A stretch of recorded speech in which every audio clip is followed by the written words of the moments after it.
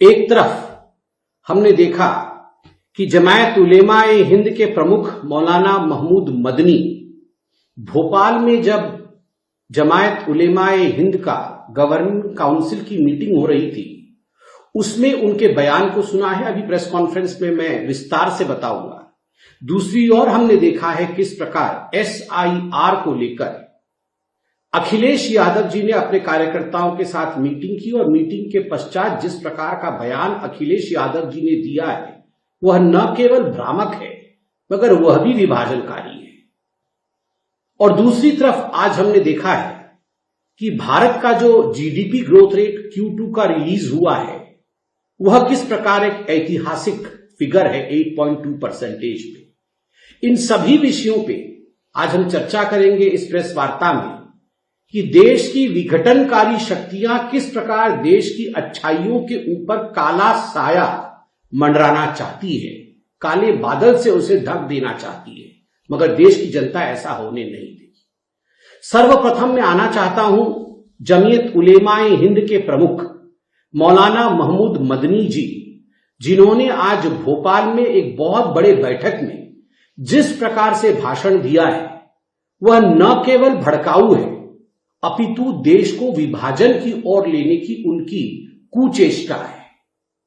उनका कहना कि जिहाद होना चाहिए, जब जब जुल्म होगा तब तब जिहाद होगा, मुझे लगता है यह बहुत ही अनुचित शब्द है, बहुत ही अनुचित वाक्य है।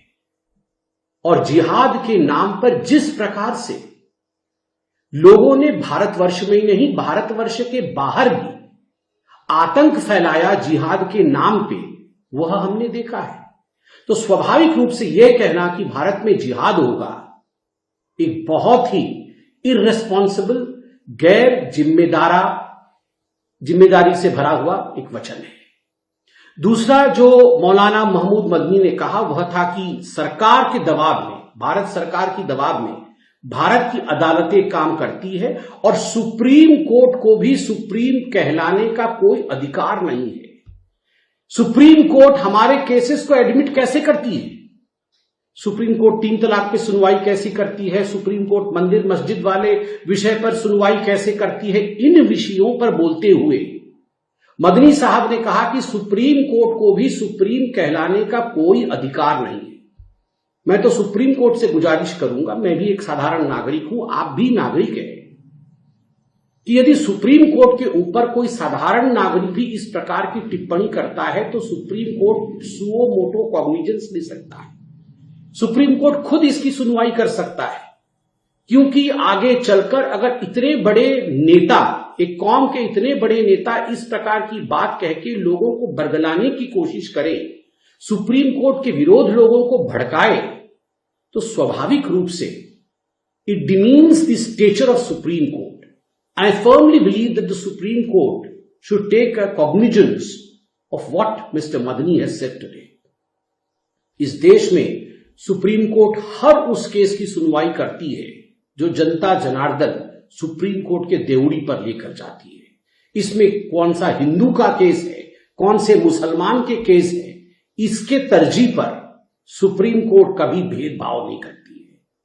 तीसरा विषय, बड़े दुख के साथ मुझे कहना पड़ रहा है कि मौलाना मदनी जी ने भोपाल के अपने उस भाषण में यह भी कहा कि जो मुर्दा कौमें हैं वो झुक जाती है, वो सरेंडर कर देती है, और जो जिंदा कौम है वो आवाज उठाती है, वो आंदोलन करती है। और उदाहरण दिया वंदे मातरम का कि लोग वंदे मातरम बुलवाना चाहते हैं और मुर्दा कौमें झुक जाती है और जिंदा कौमें झुकती नहीं है। मैं मदनी साहब को याद दिलाना चाहूंगा और कहना चाहूंगा कि मदनी साहब, वंदे मातरम किसी धर्म का नहीं है।